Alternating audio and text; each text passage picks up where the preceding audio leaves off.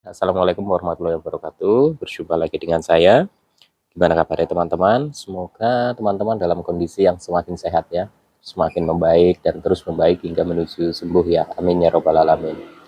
Oke teman-teman, untuk kesempatan kali ini saya masih berbagi lagi ya seputaran gangguan asam lambung yang sudah disertai dengan kecemasan ya. Teman-teman tetap semangat ya. Insya Allah nanti teman-teman juga akan sembuh kok ya. Dan saya yakin itu. Gangguan ini memang bikin pusing ya, gangguan ini bikin kita itu semangatnya itu turun ya, moodnya kita itu kurang bagus.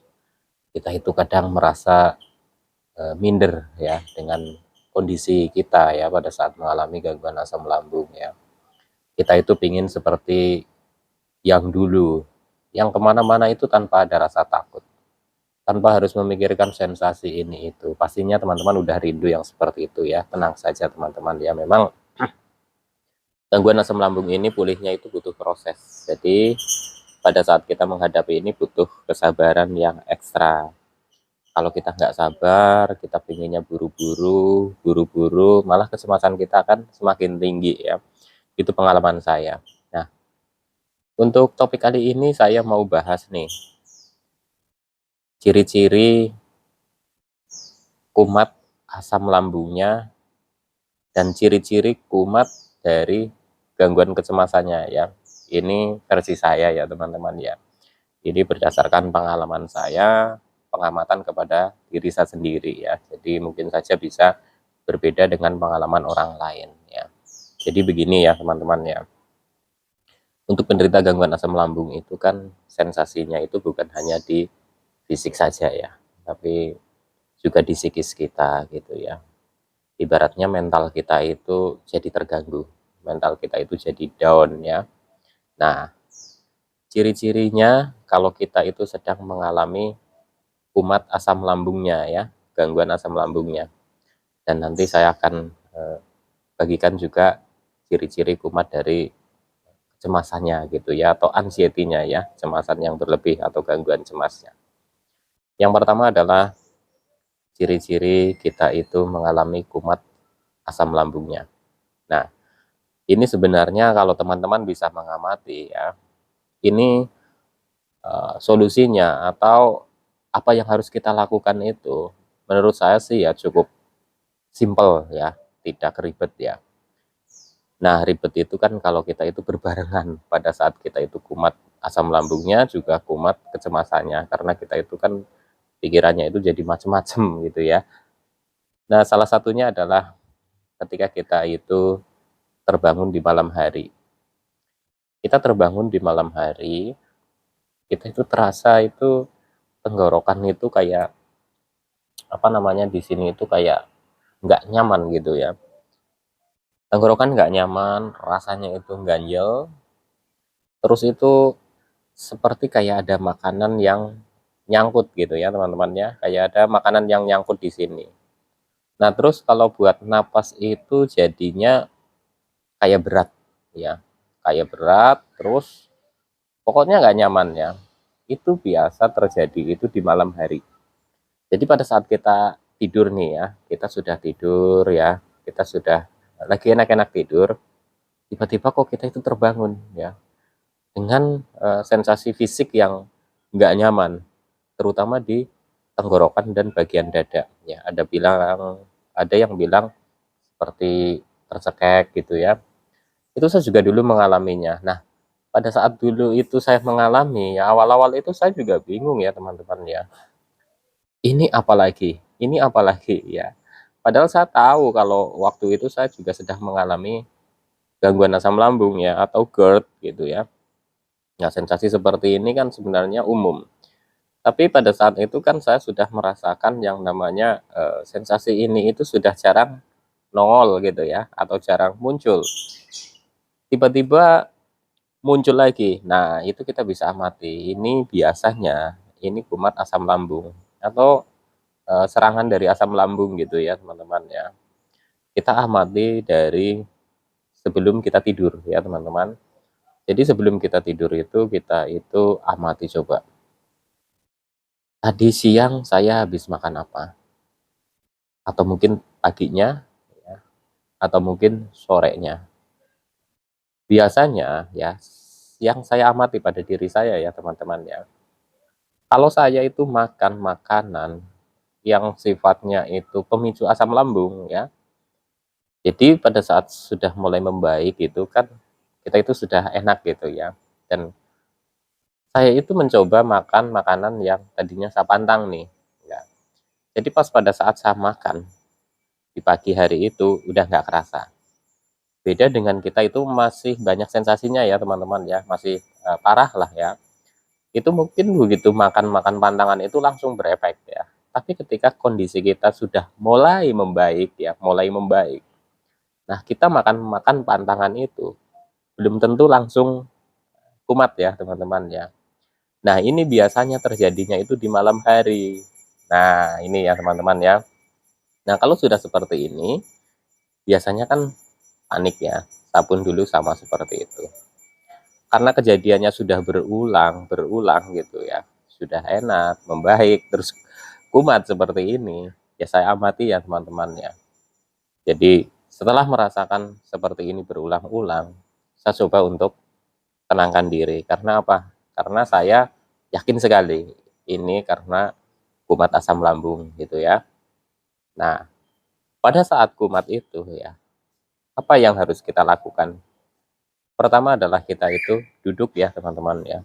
Jadi biasanya itu terasa itu kan kita lagi baringan gini ya, di tiduran, posisi tidur, terus kita terbangun dengan kita itu langsung cemas. Aduh kenapa lagi nih? Kenapa? Kenapa? Kita duduk ya.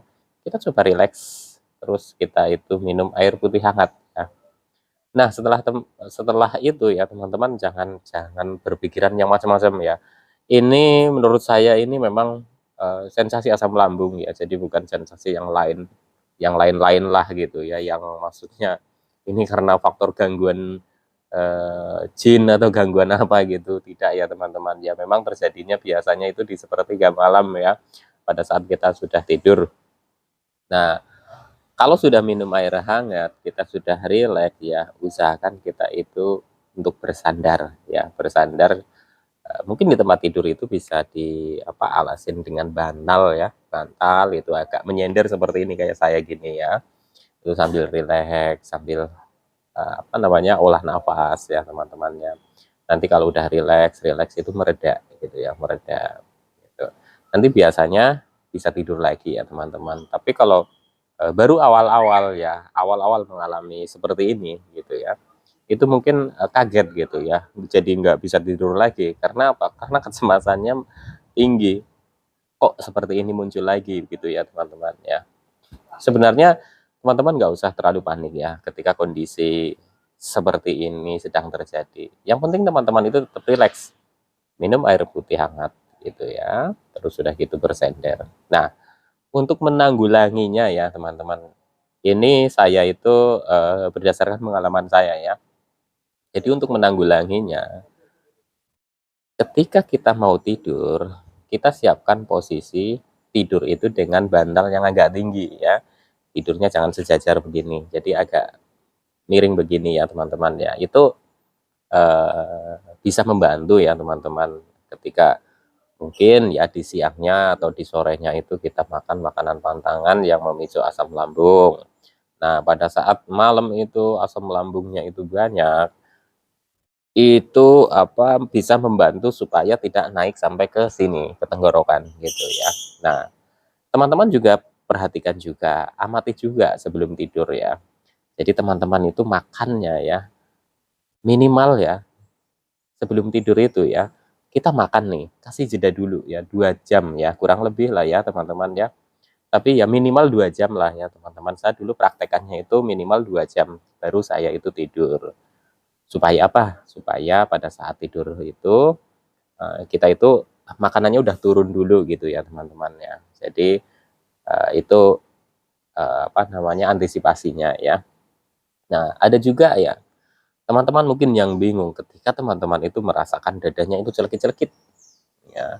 Celekit-celekit terus kayak ketarik, kayak apa gitu ya. Teman-teman bingung ini saya itu asam lambung apa apa ya atau kumat apa ya gitu ya. Nah, Biasanya ya teman-teman ya, kalau di sekitar dada itu ya, sebelumnya kita kan sudah periksa nih, kita tidak ditemukan sakit lain ya, kita hanya mengalami gangguan asam lambung yang disertai dengan kecemasan. Nah, kalau mengalami hal seperti itu ya, biasanya itu juga karena asam lambung kita sedang tinggi. Itu khas sekali ya. Asam lambung kita tinggi, gas lambung kita tinggi, menekan ke atas, akhirnya di area dada itu nggak nyaman ya. Selekit-selekit, terus berat, terus kadang panas ya. Panasnya itu kadang di perut, sebelah kiri, sebelah kanan, kadang pindah ke dada, kadang ke area punggung gini gitu ya. Itu karena asam lambung ya teman-teman ya, itu yang saya amati. Nah, jadi untuk teman-teman ya, ketika teman-teman mengalami hal seperti ini, ya saya tahu memang teman-teman itu mengalami gangguan ini disertai dengan kecemasan. Tapi kalau kita mau berlatih ya, kita amati ya, sensasi-sensasi yang keluar itu atau kita kumat seperti itu kan tidak sekali dua kali ya. Kita sudah merasakan agak enak nih, kok terulang lagi seperti ini, kok terulang lagi seperti ini. Jadi teman-teman itu jangan terlalu panik ya. Karena memang seperti itu sampai dengan kita benar-benar memahami nih. Oh ya, sebaiknya saya itu harus hindari dulu makanan ini atau saya harus kurangin dulu makanan ini yang memicu asam lambung gitu ya. Nanti kalau teman-teman sudah memahami, udah sadar akan kondisi teman-teman ya, insya Allah hal-hal seperti ini bisa diantisipasi ya teman-teman, bisa dikurangi atau bisa mengurangi ya tingkat sensasi yang muncul atau tingkat kumatnya yang muncul. Jadi di pola makan ini penting sekali ya teman-teman ya. Oke, lanjut lagi dari kumat gangguan cemas ya atau anxiety-nya. Nah, ini yang saya amati begini ya teman-teman ya. Ketika saya itu mengalami sensasi yang sifatnya bukan di fisik gitu ya. Jadi saya sudah enak nih, pergi-pergi juga sudah tidak ada rasa takut gitu ya. Pergi-pergi juga sudah bisa rileks. Pergi-pergi udah bisa santai. Nah, tanpa disadari ya teman-teman ya, kita mendengar atau kita melihat atau kita itu apa namanya membaca gitu ya artikel lah atau kita pas lagi searching gitu ya, tiba-tiba muncul tentang gejala penyakit berat ya, merasakan dada itu terasa ngap ya, terus buat napas itu berat ya, terus irama jantung nggak beraturan, terus rasanya itu pusing, jadi pusing keliengan, nggak konsentrasi, rasanya mau pingsan. Nah itu kalau saya amati ya teman-teman ya, itu karena gangguan kecemasan kita ya. Jadi pada saat teman-teman mengalami hal seperti itu ya, teman-teman nggak usah panik ya, jadi teman-teman relax ya, karena memang hal seperti ini bisa saja terjadi ketika kita sudah mulai membaik ya teman-teman ya. Maka penting sekali nih teman-teman itu berlatih, karena dengan adanya kumat itu saatnya kita itu untuk berlatih. Oh iya, oh kok saya begini lagi, kita itu harus berlatih ya teman-teman. Jadi teman-teman tetap semangat ya, karena gangguan asam lambung ini kan sensasinya bukan hanya di fisik saja, tapi di psikis juga gitu ya. Jadi kita memang harus berlatih secara bertahap, kita ikutin prosesnya gitu ya, sedikit demi sedikit nanti insya Allah teman-teman juga akan membaik dan sembuh, saya yakin itu ya. Jadi ketika teman-teman mengalami kadang masa tiba-tiba kok sesak napas gitu ya, tiba-tiba sesak napas, biasanya teman-teman itu mengalami yang namanya kumat anxiety-nya gitu ya, entah karena teman-teman itu kepikiran sesuatu atau teman-teman itu memikirkan atau mendengar kabar yang nggak enak ya, atau kabar yang tidak diinginkan, itu bisa saja terjadi. Kenapa seperti itu?